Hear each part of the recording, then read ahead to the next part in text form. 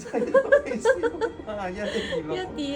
1D681啊2日有冇抽翻？冇抽過冇抽過，係你仔冇抽過，好好啊！睇過最後即係眼光光到天光喎，係點啊，收好多時都係，係就係而家咧都有，不過就少咗咯。少咗幾多？咗啦，就係肝經嘅情緒嘅阻塞咧，令到隻腳咧就痛就冇力啊。咁於是乎我哋就處理大概20分鐘到啦，咁就解咗嗰個壓力嘅問題。而家隻腳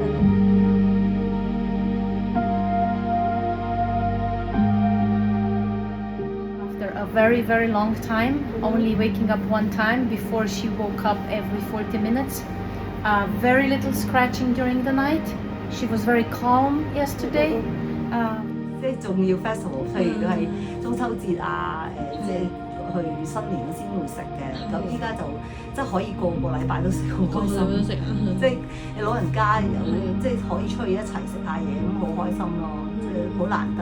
即係依家就冇規定話啊，喂出街食又出街食啦咁樣。一到呢啲節日就好擔心啊。後之後咧，有一次咧，我突然間，咦，我個頭唔痕咯喎，嗰日突然間。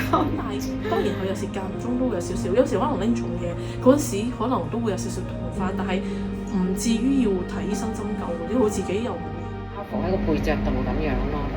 咁我記得做咗治療幾次之後咧，咁係 check 到係原來係個情緒嘅問題。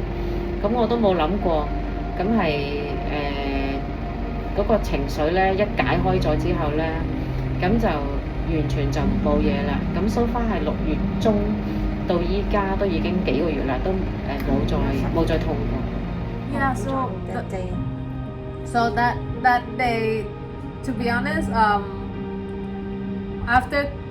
before treating the emotional part, the feeling of like panic attack was really bad.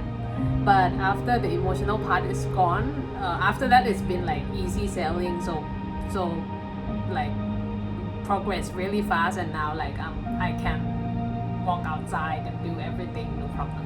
健康啊，無論情緒啊，無論係點解會過敏啊，我哋都係一定要搞清楚去揾翻源頭，然後咧一個開開心心嘅，仲有我哋嘅晚年啊嘛，係咪都要係咁樣？